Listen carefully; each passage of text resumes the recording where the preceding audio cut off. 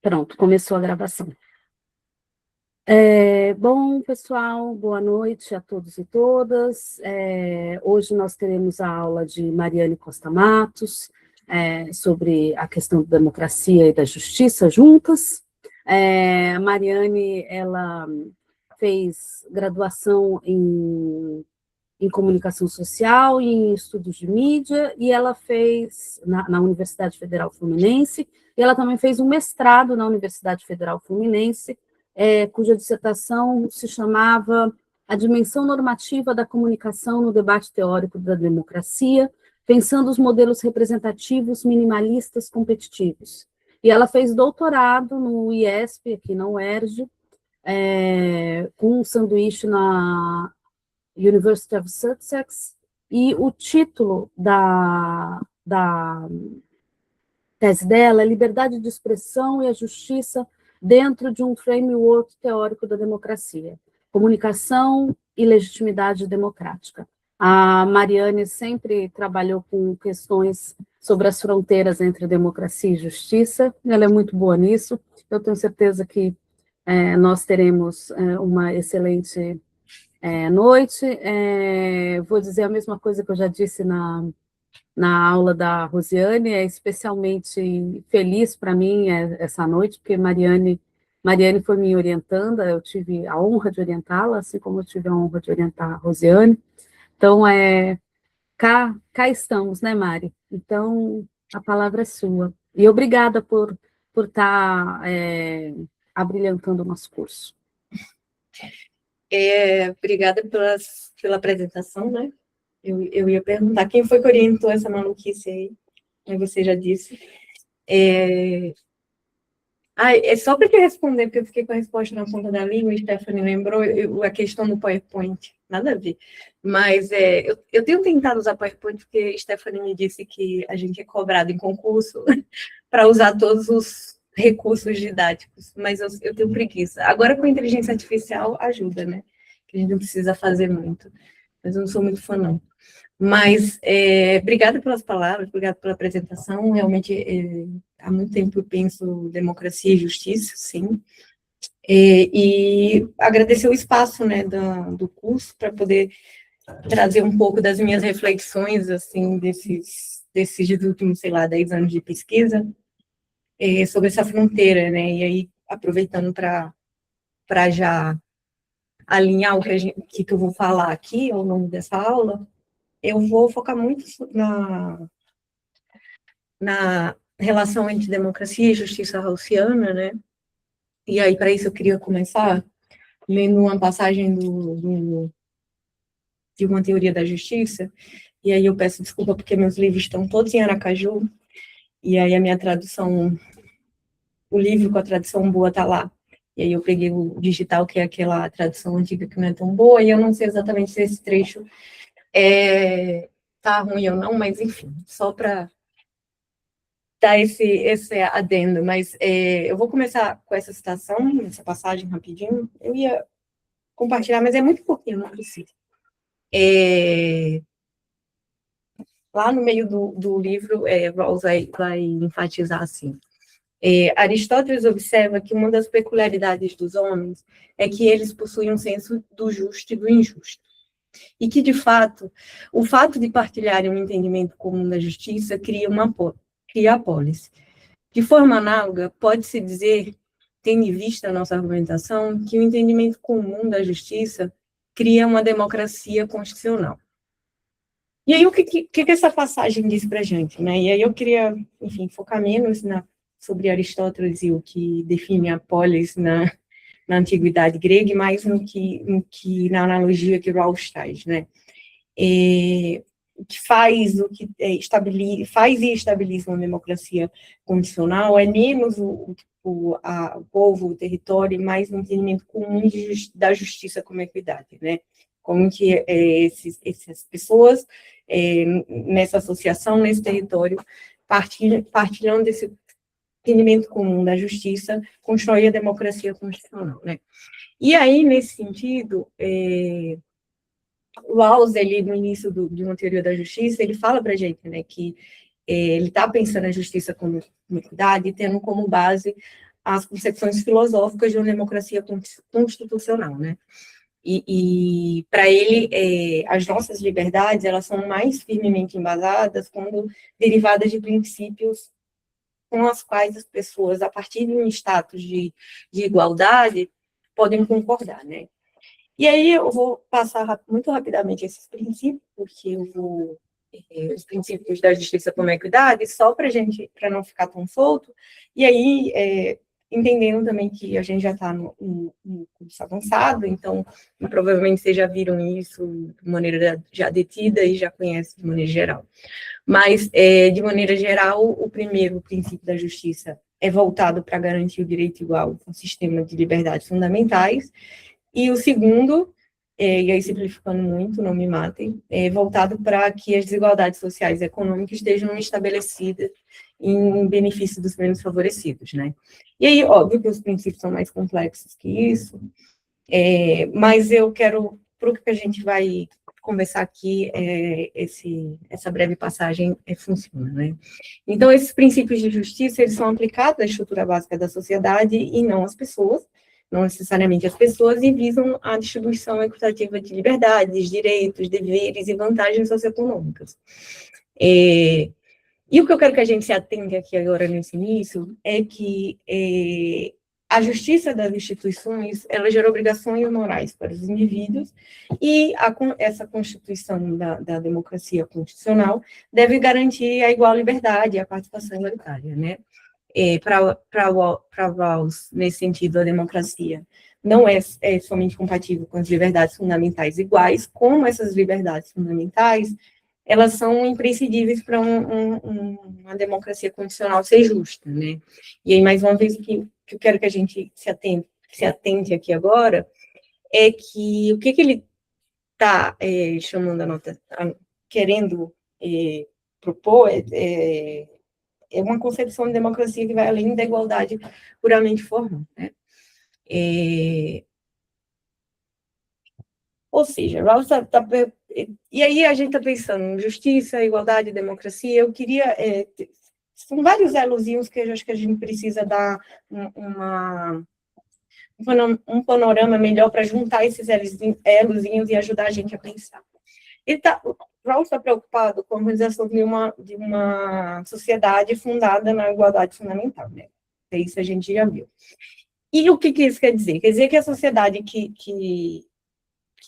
uma sociedade, uma associação em que todos os seus participantes são igualmente capazes e que, considerados igualmente capazes, né, e que suas crenças razoáveis possuem igual valor na organização dessa cooperação social, né? Essa sociedade é compatível com o regime democrático, que seria assim, a organização política formal, né? O sistema de governo, as regras que concretizam a equidade política na sociedade democrática.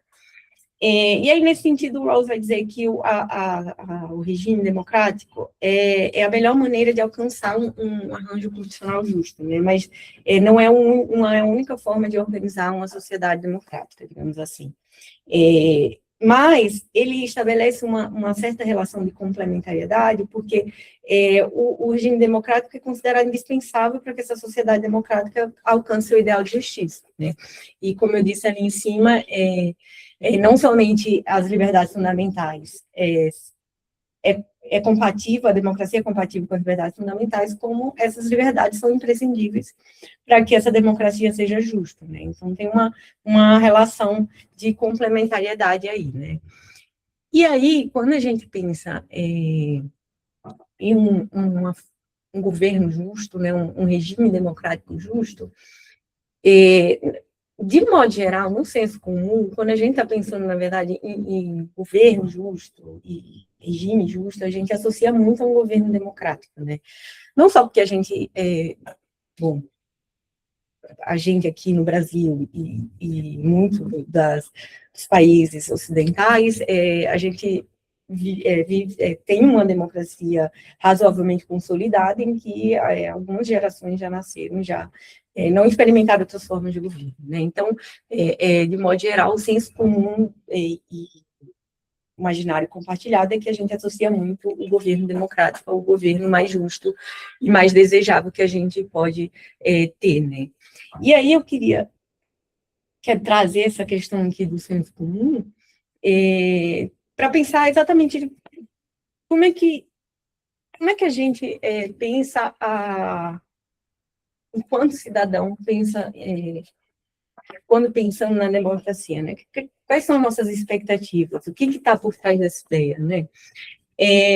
De modo geral, e aí eu vou falar pelo senso comum, vou trazer aqui um espantalho, mas de modo geral a gente pensa na democracia no sentido de um governo no qual todas as pessoas podem participar na organização política dessa sociedade, né? E aí, seja na forma do consentimento através do voto, ou seja na participação mais direta, vias participativas ou deliberativas, né? E aí é isso. No mundo ocidental, pelo menos, a gente tem esse imaginário ligado à democracia, né? Que é como a gente pode organizar politicamente essa sociedade de forma que essa administração inclua as pessoas nas decisões políticas e legislativas, né? E aí o meu primeiro questionamento, né? Onde está a justiça nessa ideia? Porque a gente junta muito, né?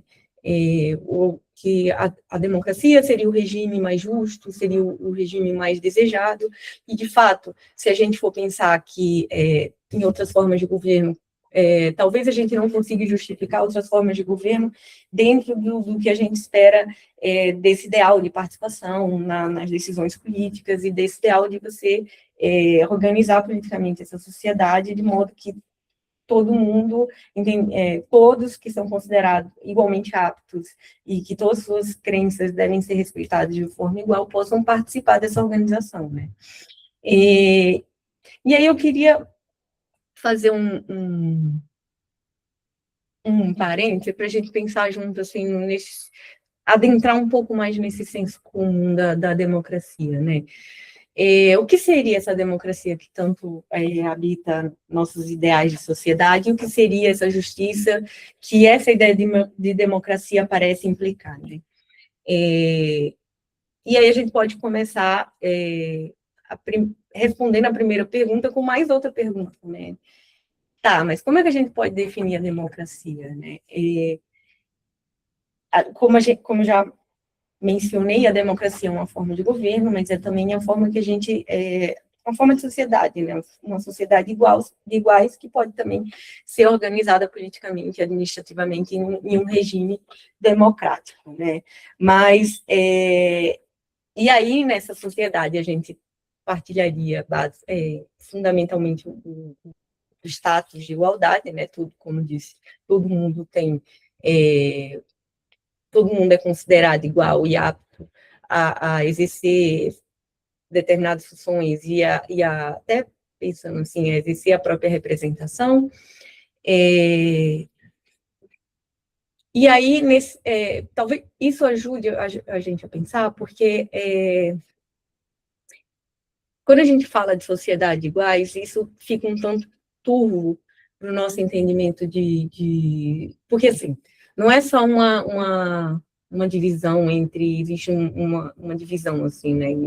Existe uma sociedade, existe um regime, e eles existem separados. Não, querendo que a gente veja aqui é que existe uma sociedade de iguais, e que, diferente de uma sociedade desiguais, nessa sociedade iguais não há uma distinção entre grupos e indivíduos, no sentido de que alguém ou algum grupo deve ter um acesso privilegiado a determinados benefícios ou ofícios, né? Então, um ponto de partida é que todos devem ter no seu determinado limite, devem ter direitos e deveres iguais, né? E aí, no grosso modo, isso basicamente é dizer que ninguém é melhor que ninguém, e que ninguém é, a priori, mais digno ou virtuosamente destinado a ocupar determinado lugar. E esse lugar que que a pessoa ocupa na sociedade, ou o tipo de profissão que ela tem, como a de governar essa sociedade, né? Essa sociedade democrática, uma sociedade de iguais, pode também se organizar politicamente por meio de um regime democrático. Não diz que é o mais apropriado, segundo Rawls, mas não o único possível, né? Então, nesse sentido, temos uma sociedade de iguais, onde ninguém é melhor que ninguém para ocupar esse espaço específico, ou ser titular de algum direito privilegiado ou específico também, né? E já que ninguém é predestinado a governar essa sociedade, é uma sociedade que tem que pensar uma forma de organizar a sua política e administração a partir desse ideal de igualdade, né? E aí, o que significa essa organização de um regime democrático, que até então a gente pode dizer que tem como base esse ideal de igualdade fundamental, né? O que a gente espera desse regime democrático? E aí, voltando, abrir o parênteses do senso comum, e me perdi um pouco, mas voltando aqui, no nosso senso comum, o regime democrático é aquele que as pessoas têm a possibilidade de influenciar diretamente nessa organização política, né, nas decisões, nos processos legislativos. Contemporaneamente, isso nos remete principalmente à ideia do voto, né, e às possíveis discussões públicas acerca dos assuntos que afetam esse corpo coletivo em conjunto. Mas aí eu repito a pergunta, né? Mas o que significa termos um regime democrático que governa uma sociedade democrática de iguais e que, por isso, é também constituído pela justiça, né? Formalmente, no mínimo, a gente pode dizer que todos aqueles que têm interesse igual têm interesse, têm livre e igual acesso à possibilidade de eleger seus representantes ou destituí-los do cargo e de se candidatar para ser representante, assim como de participar em outras instâncias de deliberativas e de fórum público, digamos assim, né? E aí eu trouxe isso tentei fazer planejar essa aula desse modo, tentando trazer muito essa questão do que a gente, no senso comum, entende como democracia, porque eu tenho pensado muito sobre isso, né? Sobre como o que nossas expectativas e senso comum diz sobre a democracia e como que isso afeta o nosso entendimento de democracia, no final das contas, né? Eu tenho indagado muito sobre essa questão como as nossas expectativas acerca da democracia afetam a nossa ideia de democracia e como que a gente vai tentar até como a gente constrói essa relação entre democracia e justiça, né? E, obviamente, que o voto é o principal mecanismo da participação democrática, né? Que a gente, enfim, associa à ideia de regime democrático. E quando a gente pensa no mecanismo do voto, a gente resgata aqui todas as dimensões da participação atrelada a ele, né? Que vão desde o conhecimento do candidato, a sua eleição, até o acompanhamento do seu trabalho e sua, enfim, reeleição ou rejeição posterior, pensando aqui bem formalmente e bem de um modo espontâneo, né? Mas o ponto a gente espera que as pessoas tenham, pelo menos, em princípio, a igual possibilidade de participar nesse governo. Seja essa participação mediada pelo voto, que tem peso igual para todos, ou na possibilidade de participação em debates, discussão, escrutínio,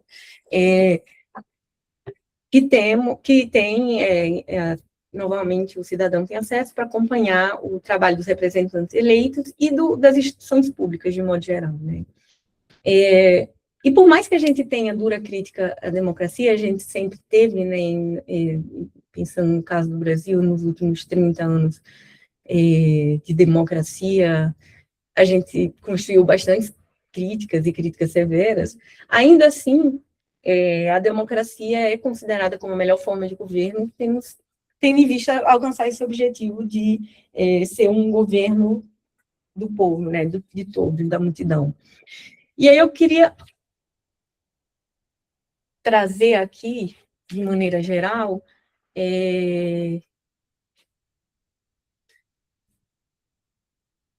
que a gente tem uma expectativa acerca da democracia muito arraigada dessa ideia da igualdade e da participação democrática, né?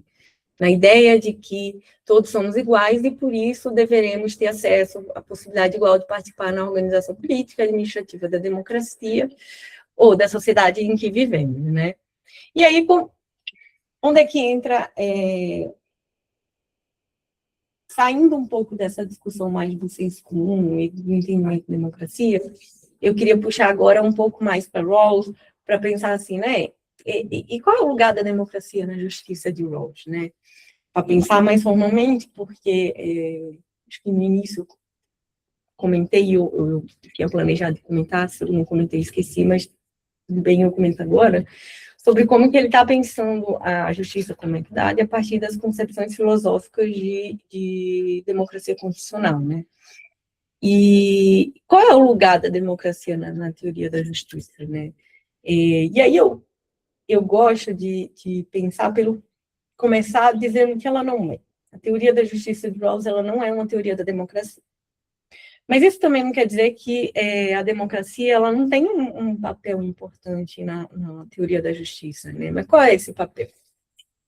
E aí eu gosto muito do texto que Joshua Cohen indica, e muito bem, que o principal ponto da democracia na justiça como equidade é que ela aparece como uma demanda de justiça, né? Ele fala que não é somente um procedimento, mas uma demanda de justiça. E eu acho que isso traduz bastante, né? Porque, por que é importante dizer também que a teoria da justiça não é uma teoria da democracia, né? Porque, primeiro, porque a justiça é prioritária, né? E segundo, porque, de fato, o Rawls não está propondo uma teoria da democracia, ele está propondo uma teoria da justiça muito fundamentada nas concepções filosóficas de democracia constitucional, mas ainda assim não é uma teoria da democracia, né? Mas o que quer dizer que que a democracia entra na teoria da justiça como uma demanda de justiça, né? Em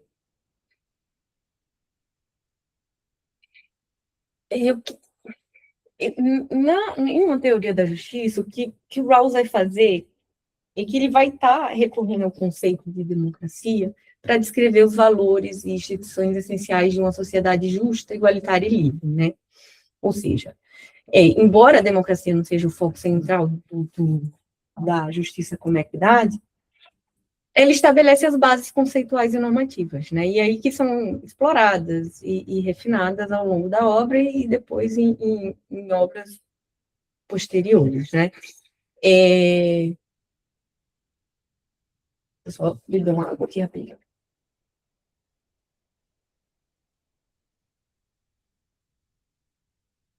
Ou seja, quando ele está dizendo que as instituições compatíveis com a justiça com a equidade são aquelas compreendidas em uma democracia constitucionais, já aí ele deixa bem claro e explícito que a democracia ela é fundamental para a realização da justiça com a equidade, né? E tem, ou seja, tem aquela relação de complementariedade que eu comentei no início, né? De tanto as instituições compatíveis com a justiça como a equidade são as de uma democracia constitucional, quanto a justiça como a equidade é a melhor forma de assegurar as liberdades fundamentais de um regime democrático, né? E aí, quando ele fala que a democracia constitucional é um arranjo político mais eficaz para garantir as liberdades básicas e a igualdade, que fundamentam a sua concepção de justiça, essas liberdades básicas e igualdade são também pilares fundamentais de um regime democrático, né? E aí parece que eu estou em circo, mas é porque eu quero que fique clara essa relação de complementariedade, né? O que ele está indicando com isso é que a democracia tem que ser entendida além de um mero arranjo político, né? Além de um procedimento, que é o que Joshua Cohen está falando, né? Não é somente um procedimento, é uma demanda de justiça.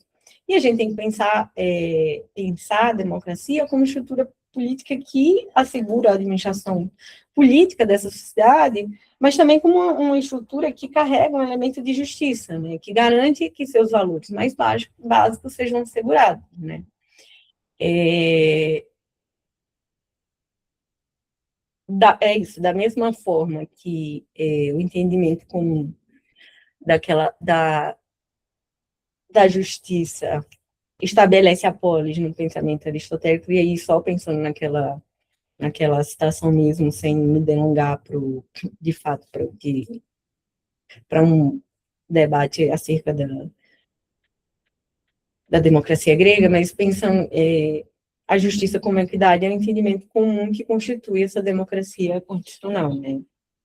E essa analogia que Rawls faz, eu acho interessante e trago ela aqui para pensar que o que é isso, que conforma nós, cidadãos, em uma democracia constitucional, é o entendimento comum da justiça como equidade, né? De novo, nesse sentido, a democracia não é apenas um regime político, um mecanismo, por exemplo, um mecanismo de votação, um conjunto de procedimentos legais, é uma associação de cidadãos livres iguais, unidos por princípios comuns de justiça, né?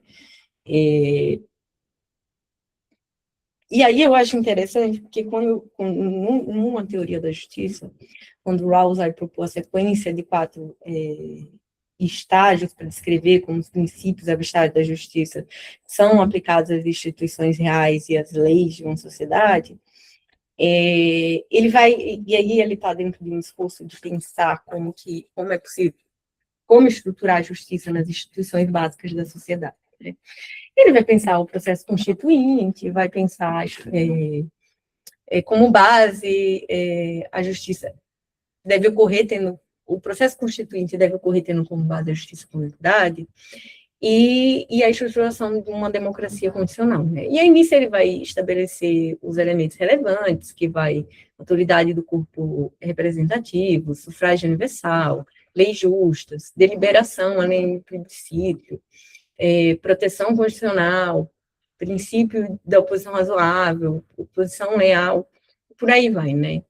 E abordar essa relação entre a justiça política e a Constituição, Rawls destrincha como a igual liberdade é aplicada ao procedimento político da Constituição, né? E que eu quero chegar nisso é que ele denomina a aplicação da igual liberdade ao procedimento político constitucional de princípio da igual participação, né?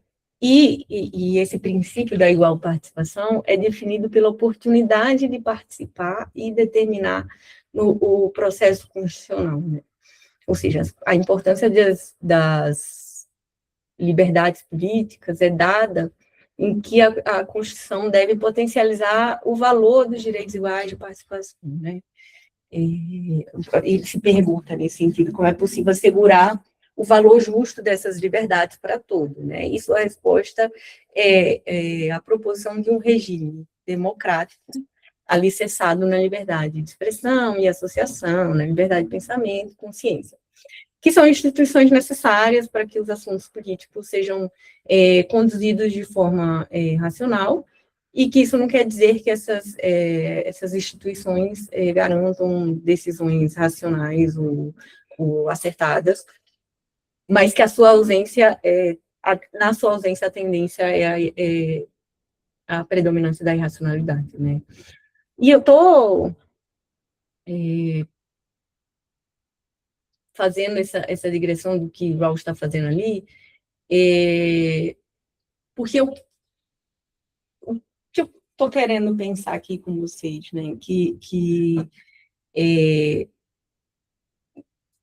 todas essas garantias que a gente está pensando, tipo, todos os cidadãos devem ser garantido acesso ao fórum público, livre e aberto, porque todos têm poder de se informar acerca das políticas que afetarão suas vidas e seus planos de futuro,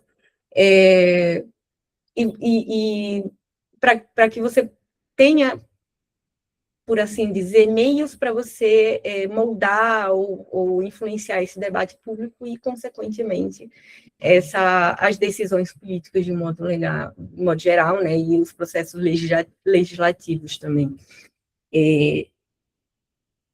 E quando ele está pensando nessa adequação da justiça, como é cuidado ao processo constituinte, ele acessa uma dimensão que aparece recorrentemente quando a gente está discutindo mais formalmente a legitimidade da democracia, né? E aí eu quero voltar um pouco do início da aula, né?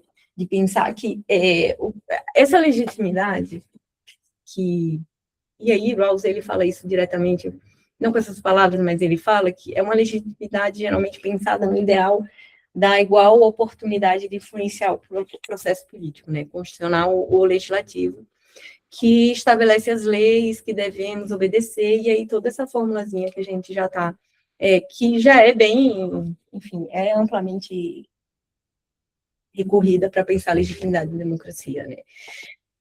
E aí eu fiquei, quando eu fui pensar, planejar essa aula, eu ando muito pensando sobre como essa ideia de legitimidade democrática, ela se afasta um pouco do nosso imaginário comum acerca das nossas expectativas democráticas contemporâneas, né?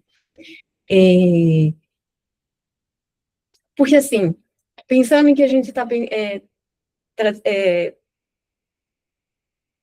que a gente espera, o que a gente acha que é a democracia, né? Que é o regime que as pessoas podem participar, ou seja, o regime do povo, o regime dos cidadãos, os cidadãos vão poder influenciar na criação das leis, né, ou no debate público de modo geral. E o que eu tenho, na verdade, é mais um incômodo que eu tentei entender melhor planejando essa aula, sobre como, no final, para a maior parte da população, essa possibilidade de influência no processo legislativo ou no processo de decisão política, ela está, de fato, mais restrita à possibilidade de eleger ou não um candidato, o voto, que, no final, a contribuição acaba sendo ínfima, né? Enfim, pensando em todo o debate que existe sobre a diferença do voto, enfim, e na possibilidade de você pressionar, questionar e responsabilizar esse representante no seu exercício, né, e também no debate, de modo geral. E que isso é uma possibilidade de influência que, no final, acaba muito distante a essa ideia da legitimidade democrática, que é muito próxima à nossa ideia nosso ideal de governo democrático, né, de ser um governo que a gente participa das decisões políticas, né, e aí, não querendo dizer aqui que o representante eleito não tem a legitimidade de tomar decisões pela gente, por quem o elegeu, nem diminuindo essa influência que as pessoas têm, porque, enfim, se pensar no tamanho das sociedades que a gente tem hoje e na complexidade dessa organização política, eu não acho que é uma influência tão ínfima, mas de pensar que existe um certo deslocamento, né, esse ideal que talvez superdimensione essa participação do que, de fato, o que a gente consegue acessar, né. E aí eu acho que um exemplo bom para a gente pensar isso é esse descompasso que a gente presenciou agora, né, entre o Congresso Nacional e a população brasileira a respeito da redução da jornada de trabalho, né. O fato de a maioria dos congressistas se posicionar contra o fim da jornada 6x1, e contra o que parecia ser o posicionamento de uma parcela razoável da população, né? Isso não significa que esse Congresso estava sendo antidemocrático, né? E até porque a democracia, a gente pressupõe o erro e o ajuste nos seus próprios processos, né? Como, enfim. Mas e aí, trazendo para Rawls, né? Rawls nos lembra que uma democracia constitucional, né, a autoridade para determinar as políticas sociais básicas reside sim no corpo representativo, né, e que, na prática, essa nossa participação não é essa imagem idílica de interferência direta em cada vírgula das legislações, em cada vírgula das decisões políticas, e o que a gente faz mesmo, no final das contas, é muito mais buscar eleger representantes que se alinham aos nossos valores, ideais, interesses, e tentar reagir publicamente às suas ações ou ações das instituições públicas, né? E aí é um ponto crucial que eu acho que o nosso ideal democrático acaba que muitas vezes superdimensiona a participação que a gente tem, né? E nesse sentido, Rawls é muito realista, porque para ele uma sociedade bem ordenada, né, apenas uma pequena fração das pessoas dedicará muito tempo à política, né? E aí pensando que as pessoas têm diferentes concepções de bens e diferentes interesses, e que o que a justiça pode assegurar é que não é que todos sejam politicamente ativos em tempo integral, mas que todos tenham o direito igual e o acesso garantido a essa participação, né? E a participação, em grande parte, nesse sentido, uma possibilidade em potencial, né? Depende de outros fatores, como interesse, oportunidade, talento e até vocação, né? E aí,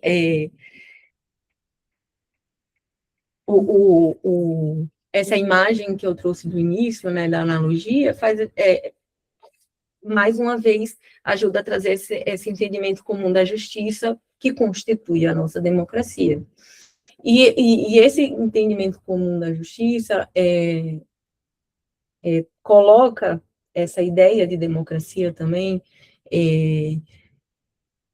nesse lugar de não só ser um regime que é o mais adequado para a gente acessar um regime justo, mas também de pensar que é um regime que a gente vai ter uma concepção de justiça compartilhada, em que a gente vai poder ter um certo fundamento mais firme para poder acessar essa possibilidade de participação, né? Então, é isso, a legitimidade da democracia, ela não exige a interferência direta o tempo inteiro, né? Nem, enfim, indireta.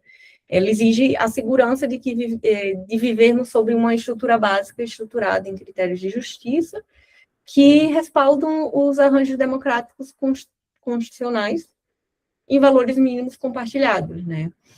E aí, para fechar o raciocínio aqui, de pensar que existe essa relação de complementariedade, né?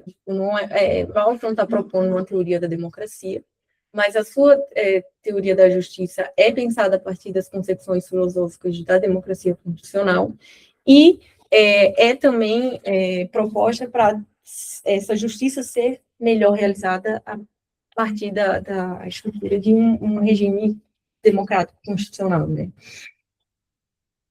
E aí, eu acho que é isso.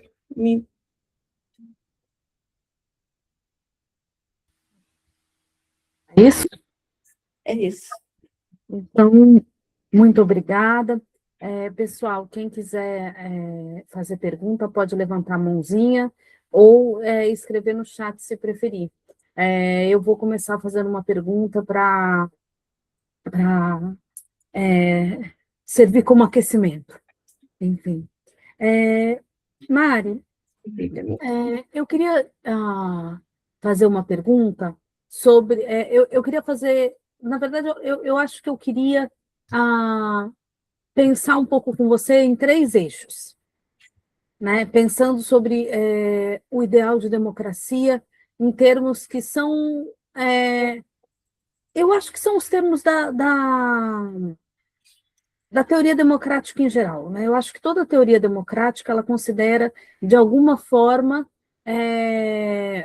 uma coisa que você colocou, que é que todas as pessoas têm o direito de influenciar o governo. A teoria a democracia é alguma forma de tradução no mundo da política real do autogoverno coletivo, né? se a gente pensa a democracia como forma de governo, colocando ela nas eleições, as eleições são um procedimento que traduziria esse ideal, né? Todas as pessoas são iguais, porque todas as pessoas têm o direito de se candidatar, formal, todas as pessoas são iguais porque elas têm o direito de votar, e todas as pessoas são iguais porque elas têm o direito de se pronunciar sobre a política, seja endossando coisas, seja criticando coisas.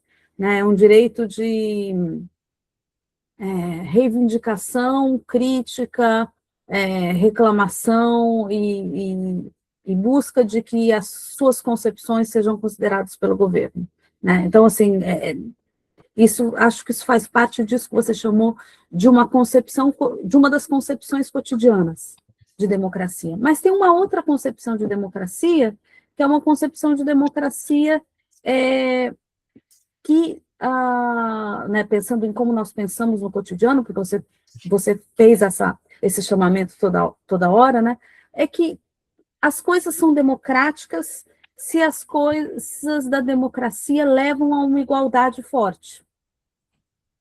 E a nossa igual consideração pelo procedimento democrático, ou a igual consideração das nossas preferências, elas podem ou não levar a uma igualdade social robusta. Né?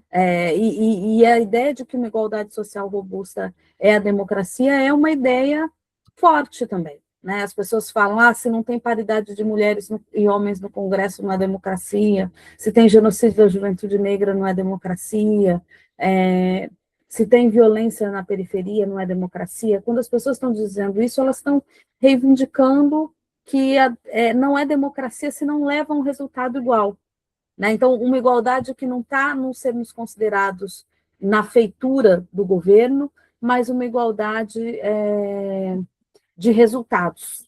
Né? Tem essas duas concepções. Né? E essa concepção de que a democracia traria uma igualdade de resultados é também uma concepção muito problemática, e tudo isso estava na sua apresentação, é também muito problemática porque a igual consideração ela vai ter que lidar com coisas muito diferentes. Né? Então, às vezes, nós queremos coisas do governo e da política que são coisas anti-igualitárias. Às vezes, nós queremos coisas igualitárias. Se todos nós influenciamos o governo, o que vai sair dessa disputa? Né? Então, eu queria saber se você podia falar um pouco mais para a gente sobre essa tensão que existe entre a nossa reivindicação por igualdade de influir, como estando no cerne da democracia, e essa reivindicação por um resultado democrático que nos trate como igual, como o cerne da democracia, né? Porque nem sempre, se todos nós formos ouvidos, as pessoas serão tratadas como iguais, né? Porque não é esse o input que a gente dá. Então, como é que você pensa a relação entre os inputs sociais entrando na formulação do governo e os outputs do governo resultando em mais ou menos igualdade para nós da sociedade? Essa seria uma primeira pergunta. Aí, faço todas as minhas perguntas de uma vez só, ou você quer falar sobre essa já? Tá. E aí, eu queria saber se você podia falar um pouco mais, pensando ainda nessa linha, falar um pouquinho mais para a gente sobre uma coisa que eu sei que é uma coisa que você entende bastante, porque está na sua tese, sobre como essas duas coisas também têm a ver com o fato de que o governo democrático e a sociedade democrática não são a mesma coisa, e que as duas coisas aparecem na problemática entre justiça e democracia. Né? O governo democrático é fundamental para que a democracia seja democracia, mas o governo democrático nem sempre vai criar uma sociedade democrática entendida como sociedade dos iguais. Talvez eu tenha feito de duas maneiras diferentes a mesma pergunta, né? E eu acho que essa pergunta tem a ver com uma outra coisa que tem muito na sua tese, que é as pessoas participando igualmente, elas podem participar com diferentes qualidades de argumento e reivindicação, né? às vezes, os nossos argumentos e as nossas reivindicações consideram os outros como iguais, então eles pedem pela igualdade. Às vezes, eles passam longe disso, né? E aí o resultado não é a igualdade, né? E aí, a última pergunta, e essa sim é uma pergunta diferente mesmo do que as outras, são todas, eu disse 3 eixos, mas eu acho que são 3 formulações da mesma inquietação.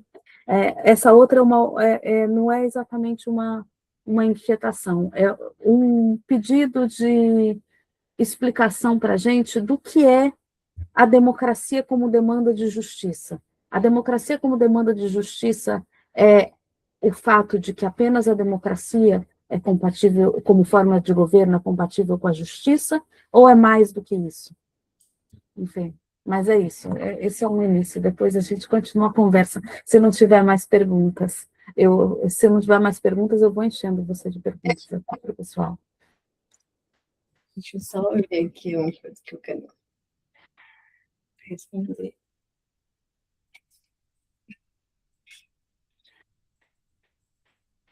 E eu achei muito interessante a sua escolha, tá? Porque sempre que eu penso a relação entre justiça e democracia, eu penso ela estruturada pela diferença entre justiça e democracia. E você estruturou pela convergência e não pela divergência. E nisso você foi muito inovadora.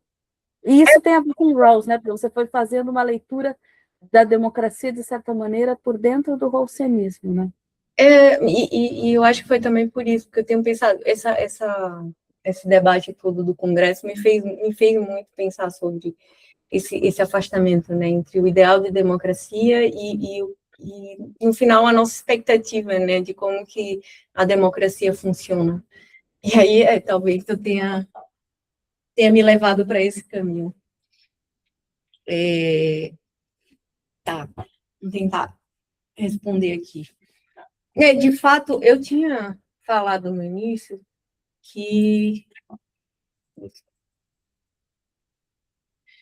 eu tinha preparado para falar e acabou que eu não falei, né? Que quando a gente vai pensar a justiça na sociedade, e aí pensando na justiça em Rawls, na sociedade democrática, a gente está pensando principalmente em dois sentidos, 2 eixos, né? Que é essa questão da justiça política, digamos assim, dos processos justos, as decisões e a participação, e também como resultado social e econômico da democracia, né, que seria a justiça distributiva, a justiça social de modo geral. E de fato, acabou que isso não entrou muito na minha apresentação, fiquei muito presa muito mais no primeiro eixo, né, e é isso, quando a gente pensa que um dos pressupostos da teoria da justiça é que é o pluralismo moral, e aí todas as suas consequências, é difícil você exigir que a democracia forneça igualdade de resultados, né? E de fato, como você falou, é problemático a gente esperar que a democracia forneça isso. Mas, ao mesmo tempo, quando a gente vai pensar a justiça da democracia, a gente também, isso não isenta a gente de pensar esse resultado a partir da ótica da justiça como equidade, né? No sentido de pensar que, tá, a gente não pode exigir a igualdade de resultados, mas a gente pode exigir resultados mais justos possíveis, né? E aí, pensando que os procedimentos da democracia real, eles são imperfeitos, não tem como eles serem completamente perfeitos, então é o mais justo que a gente pode querer ou esperar que sejam os mais justos possíveis, né? Então, existe, de fato, essa tensão, e é uma tensão também que eu acho que acaba gerando uma sensação de desigualdade de fato, né? Porque quando você assegura esse mínimo, que é o potencial, a possibilidade de participar, isso pode ser muitas coisas no resultado, né? Inclusive que somente um determinado grupo da população teve oportunidade, talento e vocação para poder participar ali, seja lá qual for o processo, né? E aí você falou da igualdade de representação, por exemplo, se a gente for pensar nas desigualdades sociais e econômicas historicamente construídas, a gente tem assegurado o igual acesso à possibilidade de se candidatar, né? Mas isso não significa que a gente vai ter igualdade na representação, porque muito provavelmente homens vão ter um senso de vocação e maiores oportunidades de ocupar esse espaço do que mulheres. Então, e aí isso não é uma tensão que gera uma sensação de desigualdade, mas que também não retira do espaço essa possibilidade de reivindicação de um resultado mais justo, né? E aí, como a gente pensa já amplamente, a questão de cotas de representação, né, para tentar igualar esse lugar. E aí, como você falou, né, essas duas coisas têm muito a ver com essa diferença entre sociedade, com esse debate. Pensar da democracia é muito associado à justiça, do auge de pensar que a sociedade democrática é uma coisa e o governo democrático é outra, né? Por mais que a gente tenha uma sociedade, e aí eu acho que eu inverto muito a forma que você está pensando, né? Por isso que porque por mais que a gente tenha uma sociedade de iguais, isso não significa que todo mundo vai, de fato, participar desse governo e, de fato, ter, sei lá, acessar um resultado igual da democracia. Até porque a gente vive numa sociedade plural e a gente vai ter que compatibilizar as crenças e as diferenças das pessoas em um regime democrático, né? Só que o fato da gente ter uma sociedade iguais não significa que esse governo democrático vai levar todas as reivindicações igualmente para as instâncias de decisão política, e o fato de que a gente tem um governo democrático também não significa que a gente... o que você falou, esqueci agora como você falou, mas o fato de ter um governo democrático não significa que que a sociedade seja democrática, eu esqueci como você falou, que acho que é como o Dow fala, né? Eu acho que eu falei que o fato da forma de governo ser democrática não significa... exatamente isso, não significa que a sociedade é democrática. Pensando, sei lá, se a gente pensar no início do prefácio à teoria da democracia econômica, quando o Dow está dizendo que a gente construiu uma sociedade tão desigual que a tradução, que as instituições formais da democracia fazem com que são incapazes de fazer a democracia ter resultados iguais, porque a influência vai ser tão desigual, né, que o que vier daquele governo democrático vai ser desigual como foi o input que entrou naquele sistema político, né? Então, e aí o fato desse governo democrático não assegurar a participação igual, a igualdade de inputs, essa igualdade que talvez seja uma igualdade não menos da justiça, mas uma igualdade de todo mundo pode, então todo mundo vai, também não diminui o fato de que pode gerar outputs desiguais e que isso não necessariamente significa que vivemos numa sociedade desigual, né? Enfim, que existe, e, obviamente uma coisa vai influenciar na outra, mas isso não cessa a democracia, a igualdade, digamos assim, né? Em princípio, que a gente está pensando. E aí, respondendo a última pergunta... Eu posso só refazer de uma outra maneira essa mesma pergunta antes de você passar para outra, porque eu estou gostando do lugar para onde você está indo. Eu acho que uma outra maneira de falar o mesmo problema, né, é colocar a pergunta: e se a gente, como demos, né, como população, reivindica coisas que são anti-igualitárias, coisas que são antiliberais e que são antidemocráticas, né? Porque a gente pode reivindicar, em relação ao que é anti-igualitário, a gente pode reivindicar desmantelamento de política social. E isso acontece nas democracias, Sim. né? Ou isso pode acontecer a despeito da gente não ter reivindicado isso também, né?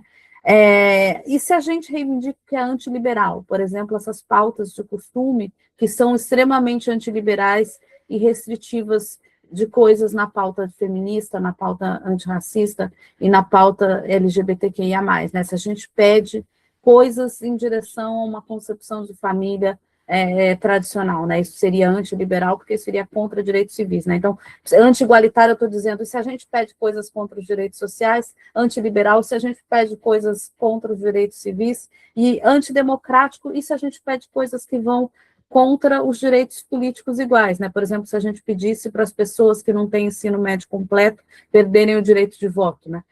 A sociedade pode ter movimentos que a levam contra, ideologicamente, contra direitos que são direitos que têm a ver com a capacidade de igualdade social, num sentido amplo, né, civil, político e socioeconômico, né? E se isso acontece? Porque a gente estava falando mais antes sobre coisas que estavam no plano das desigualdades econômicas, né? Se as desigualdades distributivas fazem com que a gente tenha capacidade de lidar com esse sistema político desigual, né? Agora, e se a gente, no campo simbólico, está pedindo coisas que são num sentido anti-igualitário, antiliberal e antidemocrático? Segue democracia?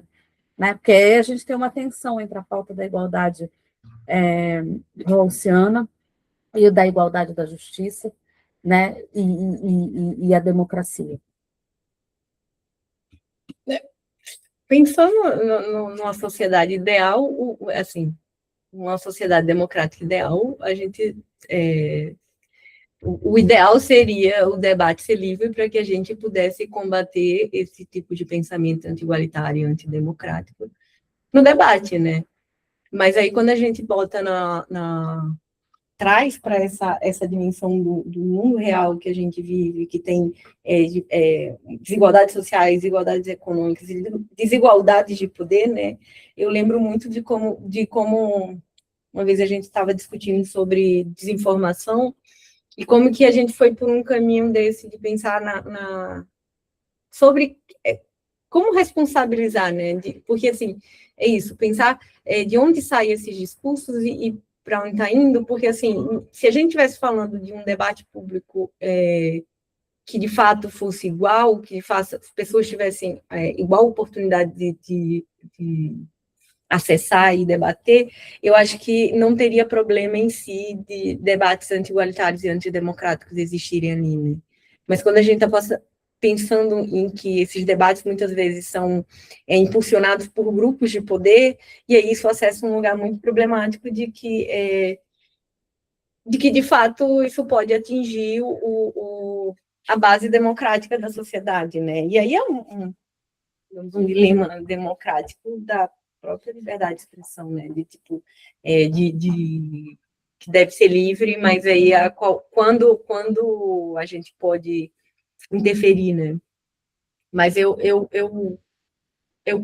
penso que digamos assim, um risco, né? Uma forma de você atentar contra a base dessa sociedade democrática, né? E aí, se esses eu tendo a pensar, e aí eu agora pensando, que são discursos anti-igualitários e antidemocráticos, que partem de grupos com ações programadas e de grandes dimensões, é complicado não enxergar aí um problema para o próprio funcionamento da sociedade, digamos, justa, né? Que aí são alguns grupos usando um determinado poder para minar as bases da própria democracia, né? Ouvindo você falar, eu pensei numa formulação específica, você me diga se essa formulação está errada. Se houver uma distribuição justa do poder em sociedade, ou seja, uma distribuição pluralista de poder, o fato de que existem reivindicações que são anti-igualitárias, antiliberais e antidemocráticas, se dissolve num caldo de reivindicações que dizem respeito a interesses e paixões diversificados numa sociedade em que as pessoas têm oportunidades equitativas, então isso se dissolve, né? Que a tensão entre democracia e justiça numa sociedade justa, ela se dissolve no jogo pluralista da competição democrática. Seria correto dizer isso? Sim. E aí, nesse sentido, está não só numa relação de convergência, mas também diz respeito a uma coisa que é um dos, eu acredito, pelo menos, um dos dilemas contemporâneos da democracia, né? Porque eu acho que, com desigualdades recrudescendo, e com uma dinâmica diferente de relações de trabalho, de relações produtivas, que torna as assimetrias maiores, as assimetrias de diversos tipos, né? Pensemos, por exemplo, o fato de que os sindicatos, hoje em dia, não têm bases materiais para reunirem pessoas politicamente em torno de uma mesma causa, fez com que um tipo de liberdade associativa, né, como autonomia de um determinado grupo, se dissolvesse. Né? Vários movimentos sociais e vários grupos de interesses que não são interesses de ricos, né, estão desempoderados hoje. Né? A gente está com uma distribuição de assimetrias que cresceu. Né? Então, a gente está com uma sociedade que talvez seja menos pluralista economicamente, ainda que não seja menos pluralista em termos das pautas de costume, né? Porque a pauta de gênero avançou, a pauta de raça avançou, a de sexualidade avançou, né? Várias pautas avançaram, né? Mas tem uma questão socioeconômica em que as simetrias se recrudesceram, né? Que fazem com que talvez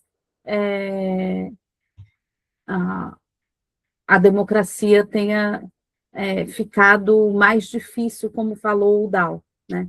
E aí, só para fazer uma descrição, para quem não leu o Dow fala no prefácio da Democracia Econômica que quando os pais fundadores norte-americanos pensaram o desenho inicial da democracia, vivia-se numa sociedade em que as pessoas eram iguais em condições socioeconômicas, porque havia no horizonte que os não proprietários sempre poderiam se transformar em proprietários, né? E que os proprietários eram proprietários iguais. É claro, isso daí, na verdade, é uma coisa horrorosa, porque o que ele está dizendo tem a ver com o fato de que as pessoas sempre podiam marchar para o oeste, matar uns índios, pegar uma terra e virar proprietárias também, né? Mas essa situação histórica fazia com que houvesse um respaldo de igualdade econômica para a igualdade política da democracia, né? E aí ele fala, a gente perdeu isso hoje, ele usa até um termo que pode parecer datado, que talvez vocês sorriam um pouco quando ouvirem, uma democracia de sociedade anônima, né? O que uma democracia de sociedade anônima, ela criou uma tal disparidade econômica que não existe a possibilidade de uma pessoa fazer condições econômicas iguais pela sua mera vontade. Né? Então, a democracia virou menos fácil de ser o governo, o autogoverno coletivo dos iguais. Né? Mas é isso.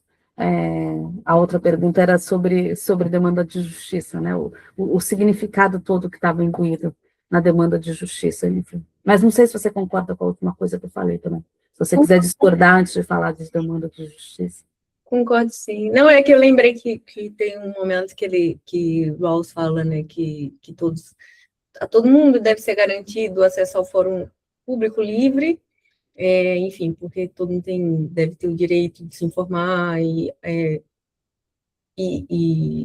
das políticas.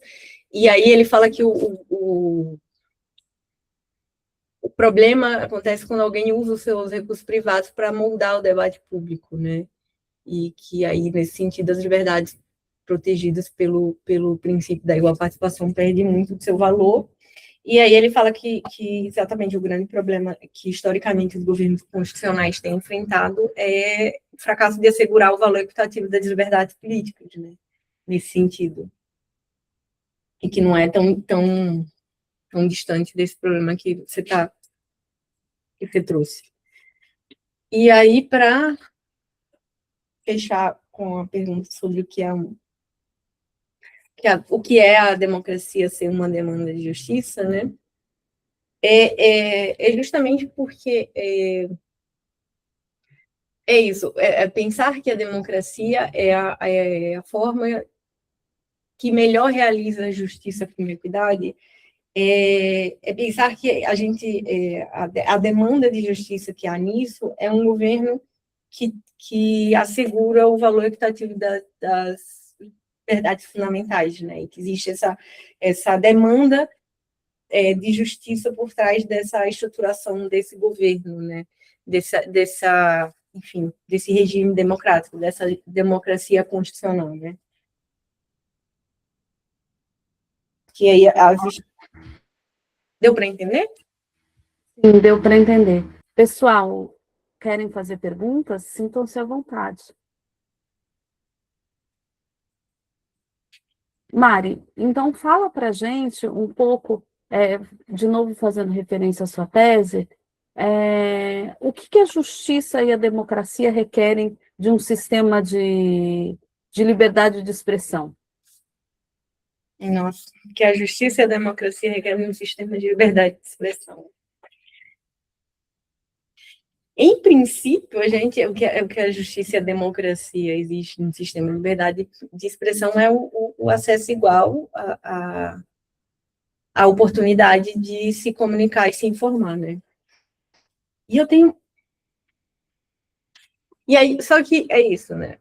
O que isso quer dizer na democracia real são outros 500. Porque, e aí vem os complicadores, né, quando a gente pensa o que é a comunicação na democracia contemporânea e o papel que a comunicação tem, central que a comunicação tem na própria estruturação da política, né, e aí, mesmo se a gente pensa lá no início dos jornais e como que eles estavam ligados à questão da política em si, né, que eles surgiram muito nessa demanda de você influenciar os processos políticos. E aí você tem um sistema de comunicação completamente complexo e elitizado, digamos assim, e que como que a gente traduz uma demanda de igual oportunidade de comunicação e o que é uma igual oportunidade de comunicação dentro desses espaços complexos, desses fóruns públicos complexos, botando num linguajar mais rauciano. Mas, porque é isso, né? De novo, quando a gente está pensando a igual oportunidade de participar, a gente não está pensando que todo mundo tem que participar, todo mundo vai ter que participar, e a democracia depende de que todo mundo participe. Não, estou pensando que as pessoas devem ter a oportunidade de participar da democracia. Então, elas devem, pensando na comunicação, elas devem ter a oportunidade de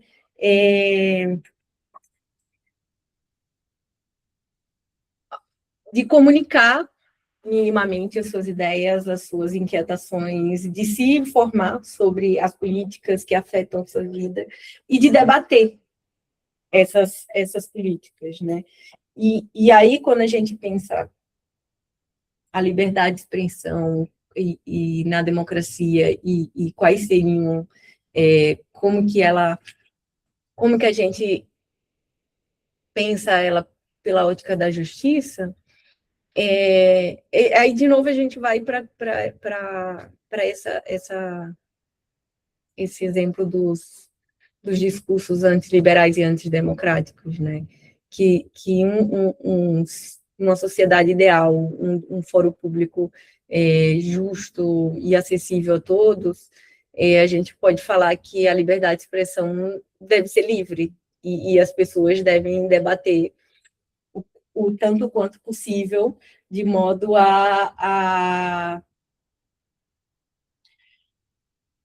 até amadurecer o próprio regime, né? Que tem uma questão de um amadurecimento moral das pessoas também por trás dessa ideia de liberdade de expressão, né?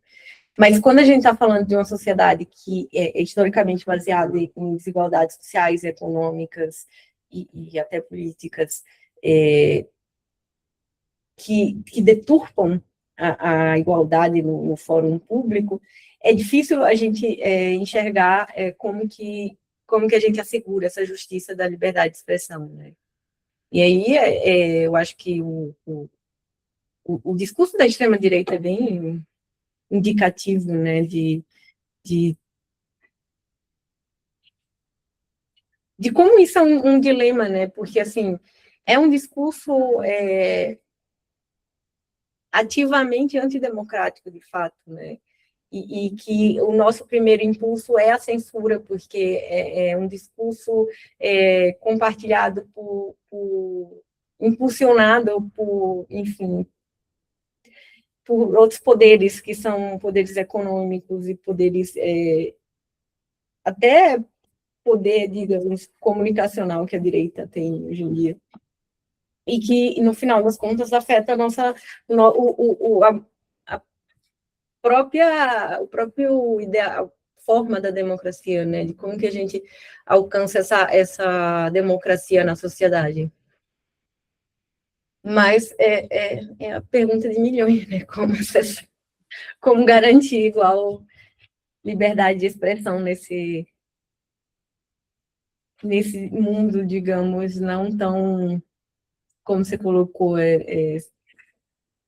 com uma distribuição não tão pluralista do poder, né? Que aí é complicado, porque é um jogo que a gente começa perdendo, digamos assim, a democracia começa perdendo, né? Sim, sim. A Stephanie fez para a gente uma contribuição com uma pergunta. Ela escreveu: boas perguntas e resposta, Sam e Mari. Apenas agregando a pergunta da Sam, gostaria que a Mari comentasse a relação entre o desenvolvimento de novas tecnologias, inclusive com vídeos falsos, nas democracias. E também gostaria que você comentasse, com base em uma das preocupações do próprio Rawls, quanto à questão igualitária e seu impacto na democracia. As duas perguntas estão no chat.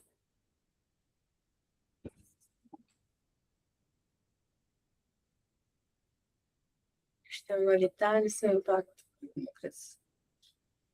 Se eu entendi a segunda, Stephanie.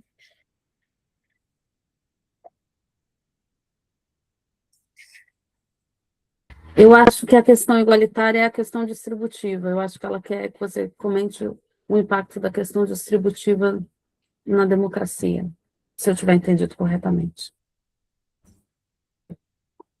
Mas comecemos pela primeira e ela disse se eu entendi corretamente no chat. Ela disse já, que é isso mesmo, o impacto da questão distributiva. Bom, eu acho que vai muito pelo mesmo caminho de quando a gente está pensando em desinformação, né? De pensar como isso parte de um lugar que vem da distribuição não pluralista, e aí no linguajar elitista, né, do poder, torna a situação ainda mais complicada, né, para a própria democracia. E aí,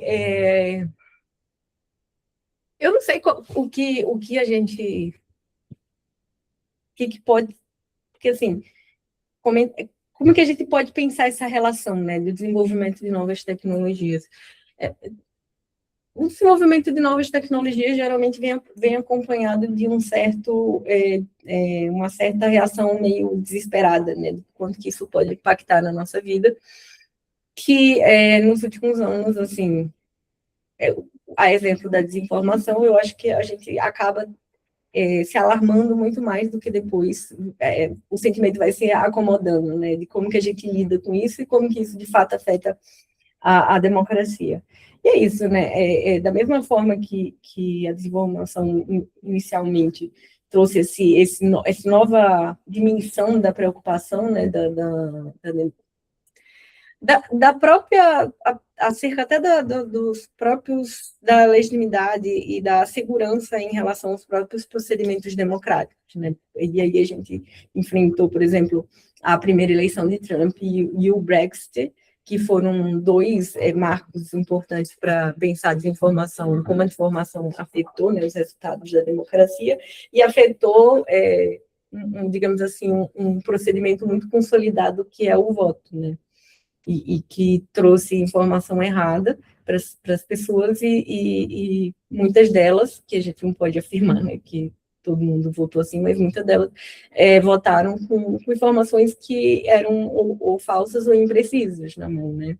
E, de fato, isso é algo que afeta a democracia e afeta, digamos, a justiça dos resultados democráticos. Mas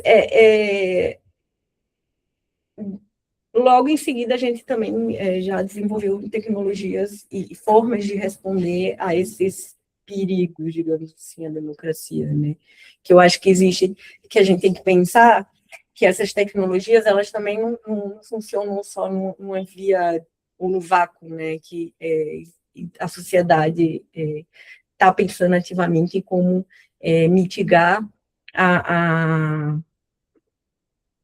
o estrago, digamos assim, que essas tecnologias fazem, né? E claro que esses vídeos falsos, eles trazem uma dimensão muito mais assustadora de você carregar em si um viés de confirmação, né? Porque inicialmente a gente tinha muitas, que também não quer dizer muita coisa, né? Porque a gente tinha muitas desinformação que eram muito toscas, digamos assim, né? Na própria eleição, a primeira eleição de Trump tinha uma das desinformações importantes dessa eleição foi que Obama era descendente de árabe, e eles tinham toda uma criação muito tosca e muito mal elaborada, e o vídeo, ele traz uma nova dimensão para essas desinformações, de um viés de confirmação, tipo, um vídeo, a pessoa falando, que talvez também não faça diferença, porque as pessoas acreditavam, mesmo quando era coisa mal elaborada, né, então, isso, eu acho que as novas tecnologias, elas vão surgindo, a gente vai aprendendo a lidar com elas, né, e pensando formas de mitigar os seus efeitos, digamos, anti-igualitários no final das contas, né.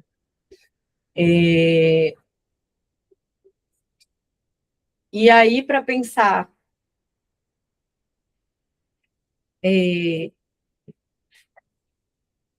a questão da distributiva, né,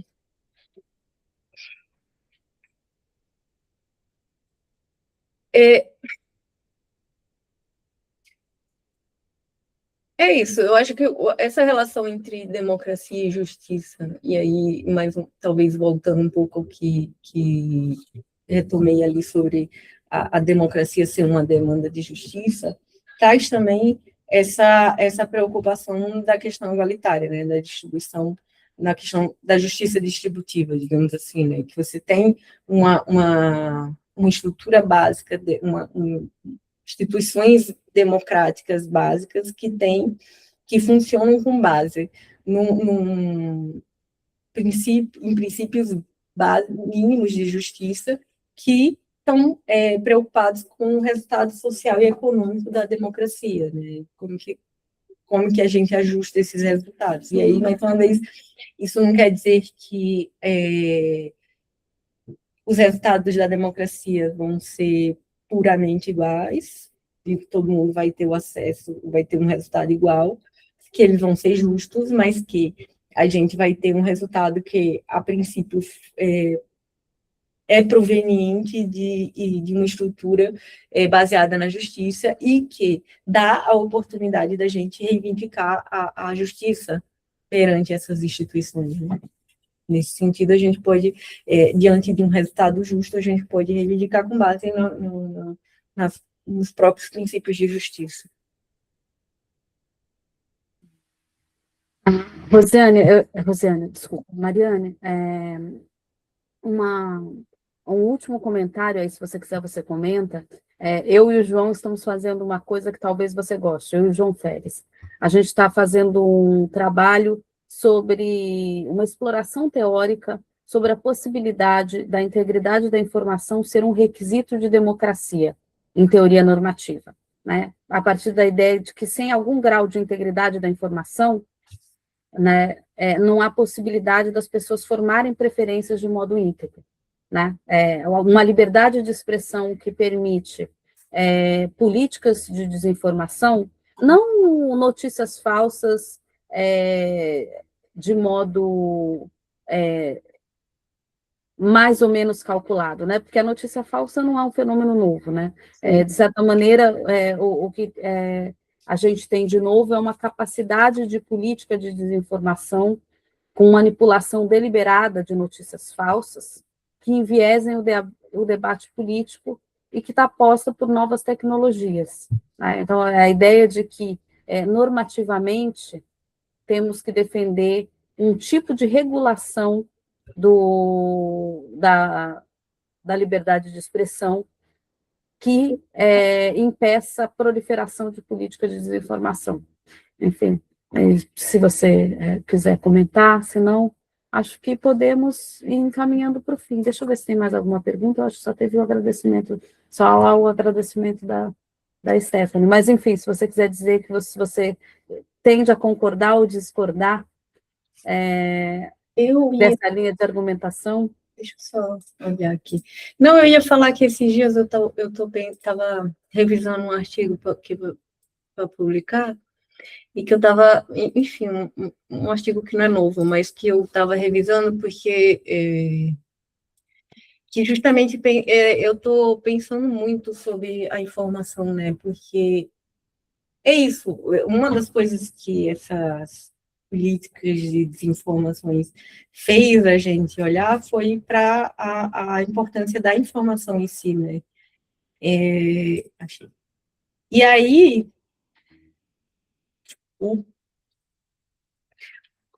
uma das coisas que eu estava tentar lembrar aqui, é porque minha memória está muito ruim. Mas eu estou tentando pensar justamente a informação. E aí, na verdade, eu estava usando Dawson e Petit, porque era um artigo antigo que eu tinha deixado para lá, mais baseado na minha dissertação, né? Mas que a questão é que o que eu vou fazer é que esse problema, né, na estrutura de informação e comunicação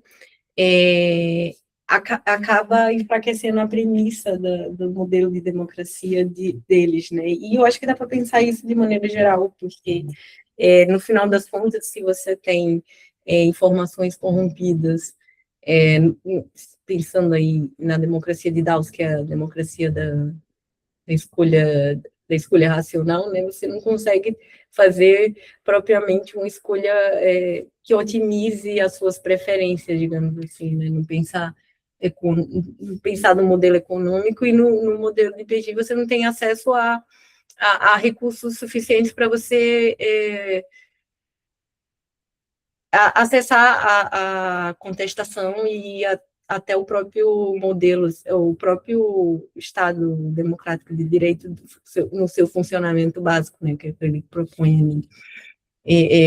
Mas me interessa muito isso. Eu tenho pensado muito sobre, eu acho que desde da minha qualificação, que eu acho que foi Júlia que falou, né, que a questão da informação aparecia muito no meu texto e que parecia algo que era promissor. E acabou que isso se perdeu, mas cada vez mais eu acho que a gente dá pouco espaço. E eu acho curioso, porque assim, no arcabouço legal brasileiro, o acesso à informação, ele é bem protegido, né? E a gente tem uma legislação bem robusta em relação a isso. Pelo menos em acesso à informação pública, né? Que aí é a informação de governo, de Estado, de modo geral, né? E a gente discute muito mais pensando, sempre discutiu muito mais pensando nos meios de comunicação, não essa, como você falou, né, um mínimo de formação estrutural. Esqueci o termo que você usou, mas é. Política de desinformação deliberada. Não, da informação. A integridade da informação. É, A gente precisa de pensar uma íntegra, né? política de uma regulatória em prol da integridade da informação. Ok. Terminamos? Sem perguntas novas? Bom, Mari, eu queria agradecer muito, foi uma aula excelente, eu estou muito orgulhosa e feliz por essa noite. Estamos quase terminando o curso, né? Amanhã é a nossa última aula sobre justiça climática com Ulisses Ferraz. E é isso, boa noite a todas e todos. E, mais uma vez, obrigada, Mari. Obrigada a vocês. Então,